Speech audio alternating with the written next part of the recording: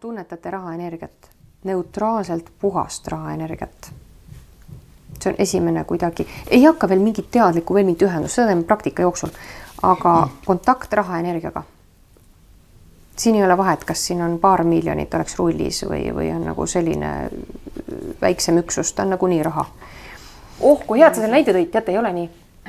Ei ole sellepärast nii, et mõnel see taskukoer tekitab hoopis suuremaid probleeme kui hobune väljas. Et selles mõttes tuleb osata nii, et me anname minimaalselt, aga nii palju kui vaja. Asja lisaksin veel, siis lähme praktika juurde. Tuli meelde, nii tähtis asi üldse pole maininud.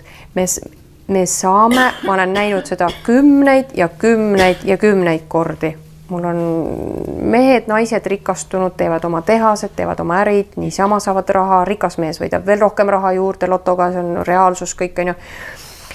Aga vaim peab olema nõus. Olen valmis vastutama selle raha eest isiklikult. Mitte kellegi abiga.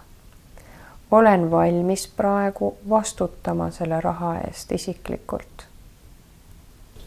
Jah, aga ta on energia, ta võib pärast pallikeseks koguneda, aga ta on selline, ta on energia, mis siis annab pärast tagajärgi, kui seda tõmmata ligi, siis ta annab nagu reaalses rahas annab tagajärgi. Kõige naljakum on see, et kui rahaenergiaga töötades, see üliteaduse praktikast välja tulles, on teine tunne, kui me jälle teinekord meisterenergiaga või mis iganes teise loova energiaga töötame. See on nagu, peaks olema teistmoodi tunne. On teistmoodi raha vastu võtmine. Ma tunnetan, teil on kõigil piisavalt jõudu, et tõmmata see ligi. Aga just see vastu võtmine ka, et seda võib kohe mitu korda harjutada. Tahtsin selle võrdluse tuua, et kas on rahaenergia või töötame mingi muuga. Mind hoiab rahaenergia väga ikkagi sellise kainena, materiaalsena, et selles mõttes, et see on nii, nagu olekski tegelenud oma lemmikloomaga. Ongi nii või? Kas oli piiks väljas või? Ma ei kuulnud. Ma mõtlesin, auto teisataks ära äkki mis pärast. Kujutad ette? Ma ei kuulnud. Ei kuulnud ka. Kuule, kas äkki olendid käisid sul? Kes veel kuulis seda piiksu? Mitte keegi ei kuulnud. On ju põnev tuua, et kui hüpnoosi viis, siis ta tegi veel akna ka lahti, sest seal oli palav. Ja me olime pea sellel tänaval. Seal oli selline liiklus, ma mõtlesin, et nalja teete või? Ma pean veel hüpnoosi minema siin sellise müra all. Et see oli selline müra, et meil siin, ma ei tea, kas Tallinnas on kuskil kiirteel, et signaalid kogu aeg, autod. Aga lõpuks täiesti vajusin. Ikkagi regressiooni tähendab süvahüpnoosi. Vajusin ära. Me nii palju, kui on võimalik, ma panen kogu oma võimed ja potentsiaali mängu, ma kindlasti veel täiendan seda kuidagi. Aga praegu, mis tuleb saada, saate isegi aru, mis teil tuleb eest ära töötada.